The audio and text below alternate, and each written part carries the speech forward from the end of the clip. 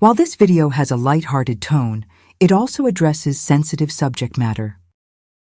Hi everybody, hope you're having a great day. My name is Mark Horner, Beyond 90 Seconds. Thanks for checking out this video. I am here to share a story that's a bit dusty as the years have gone by, but every time I think about it, which is occasionally, or get reminded of it, there's a sincere chuckle associated with it. And it's about what I like to call the worst, or certainly at least in the running for the worst, court sketch of all time, bar none. And a bit embarrassing, but fun at the same time, against a serious backdrop, no doubt about that, in terms of the subject matter. But any reporter could probably relate to the frustrations about which I'm about to convey. And I think there's going to be a widespread consensus that this is a horrible court sketch. And I'm not afraid to point a finger at the illustrator.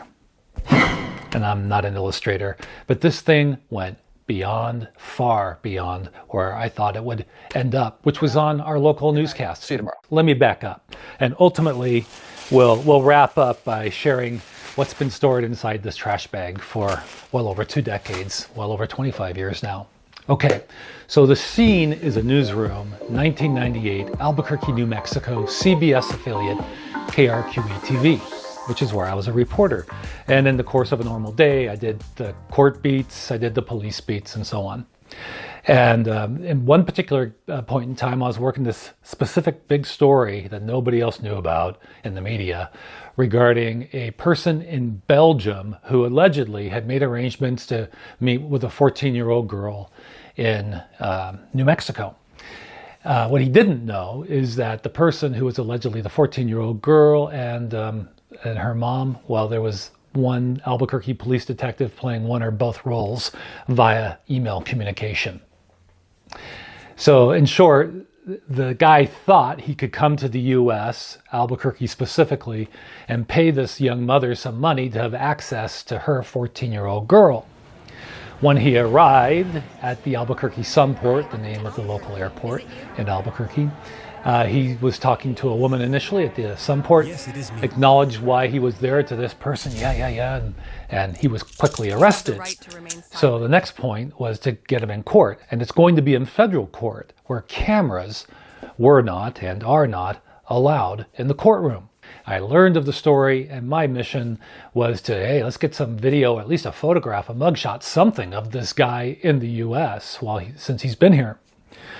So the court date came where he was to be arraigned, and that was going to be in what is now the old federal courthouse in downtown Albuquerque. So he would be arriving likely with other inmates in a vehicle, such as a van, in the morning at that courthouse, go in, get arraigned, and then they would all get back inside that van and be taken back to jail, having made their initial appearance or arraignment appearance before a judge. So I staked out that area.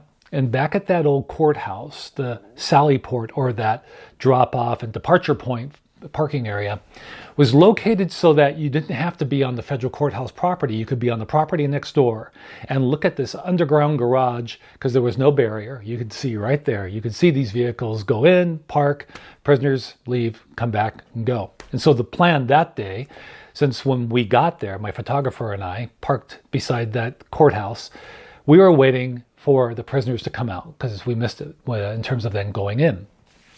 So we saw what was likely their departure van. And sure enough, the moment came when the prisoners who had just been arraigned, including our guy, Jan Janssens from Belgium, were all coming out wearing their prison attire, and they were cuffed. And I think they had shackles on their ankles too. So I'm saying to my photographer as they emerge after we've been waiting all this time, roll, roll, roll, record, press the record button. And he's saying to me, as I recall anyway, which one is he? Which one? Which one is he? And before you know it, he never recorded, and they were all in the van, and we didn't get the money shot. So I was so frustrated. And when I went to the newsroom, I wrote my story, and I decided to draw a sketch of one Jan Janssens. And I'm not a sketch artist, and I'm a horrible artist. So I tell the editor, because I had an editor prior to that point in my career, I did everything myself, one-person band or one-man band, as they say. But I asked the photographer/editor, put that in there, and he put the sketch in there. So that's how it aired.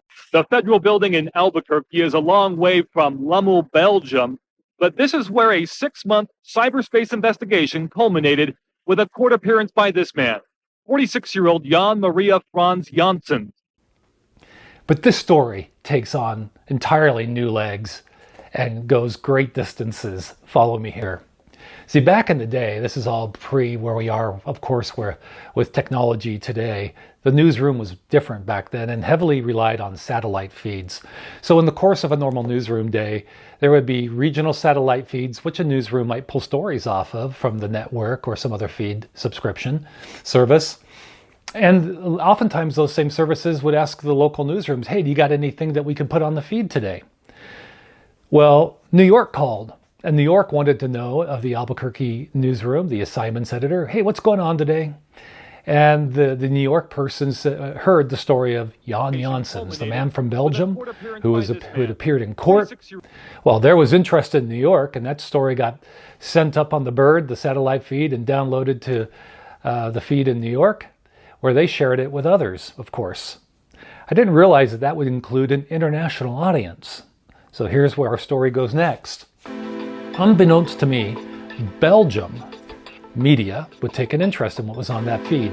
So the Gazette van Antwerpen and the Het Belang van Limburg both used my sketch, as I recall, which brought about great hilarity, shall we say, in our newsroom. The sting of not getting the money shot had long since worn off, and I could laugh right along with everybody else in the newsroom that pathetic sketch made it all the way to newspapers, major newspapers in Belgium, and who knows where else perhaps.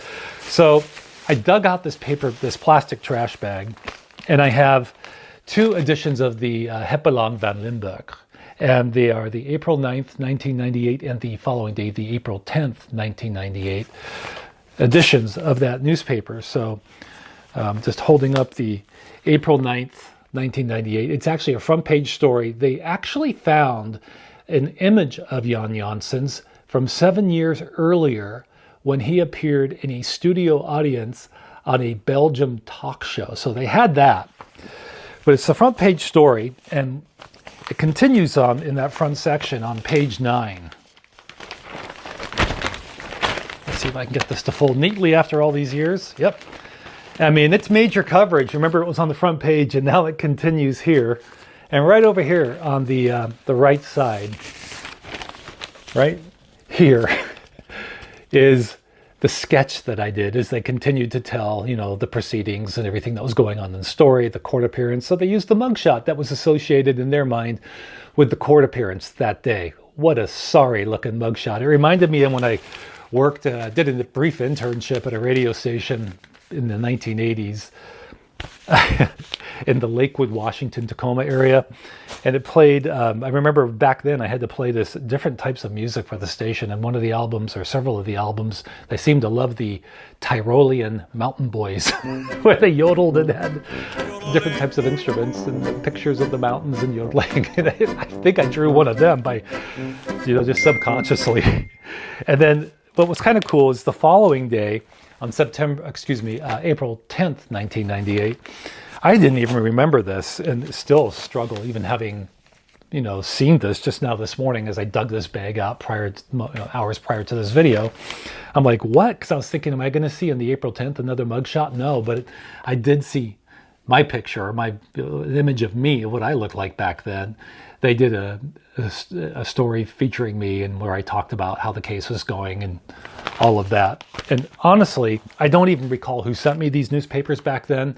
Maybe it was the assignments desk, the editor at the Het Belang van Limburg. If so, thank you. It may have been, and maybe they work for that newspaper, these 2 Belgium journalists who wanted to meet with me in person, who came to cover this case, 2 women.